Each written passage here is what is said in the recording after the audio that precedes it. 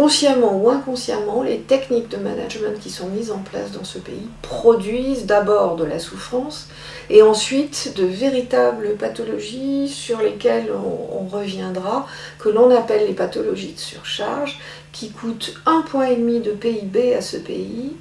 Et il est donc temps, à mon avis, que les managers s'interrogent sur les effets sur la santé physique et mentale de leurs techniques de management.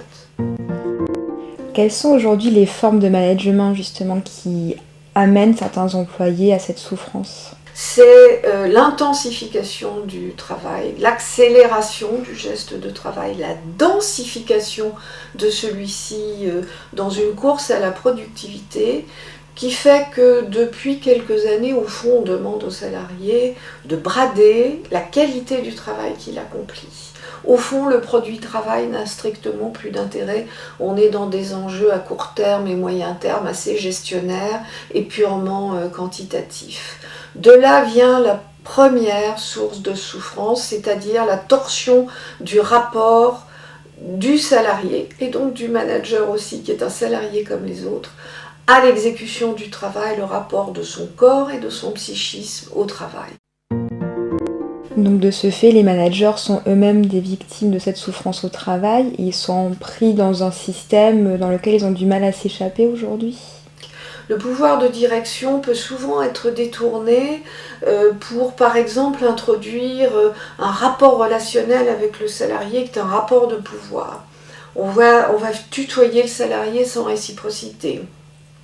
On va en public pendant les réunions toujours l'incriminer et l'humilier avec un ton verbal élevé et menaçant. On va utiliser par ailleurs aussi, en mettant en scène sa disparition, sa mise au ban de son collectif de travail. On va quelquefois jusqu'à donner l'injonction à ses pairs de ne plus lui parler. On va l'effacer des organigrammes, des papiers à lettres.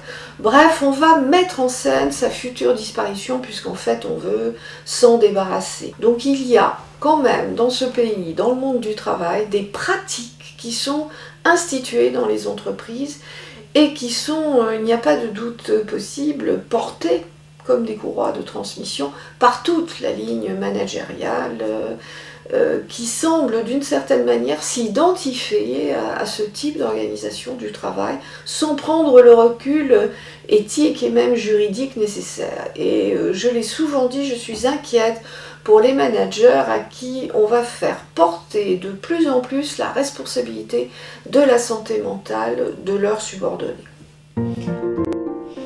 Quels conseils donneriez-vous aux managers pour leur permettre d'améliorer le bien-être au quotidien de leurs salariés ?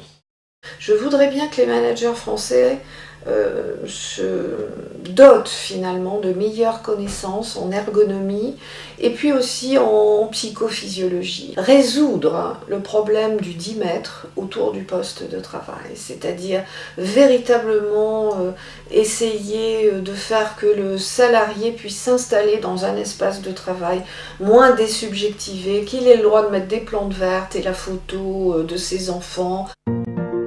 Un salarié, un bon salarié, ne peut pas travailler au maximum de l'intensité de la cadence de travail, 8 heures de travail d'affilée. Les pauses, contrairement à ce qu'on rencontre, ne sont pas des temps morts vis-à-vis de la productivité. Ce sont des temps de répit pour le fonctionnement cognitif qui permettent de retrouver une concentration maximale quand on s'y remettra. Ce sont des temps de répit physiologique pour le corps humain, des temps de délibération autour de la manière dont on va faire le travail avec les moyens et les effectifs qui nous sont laissés. Voilà, la manière de finalement ne pas oublier le réel du travail, la nécessité de développer des liens sociaux, et plutôt que de payer des sessions de team building extrêmement chères dans des hôtels sur des week-ends où les gens sont supposés créer des relations artificielles, laissons les gens arracher du temps au temps dit de travail pour encore une fois construire le vivre ensemble et surtout construire le collectif de travail.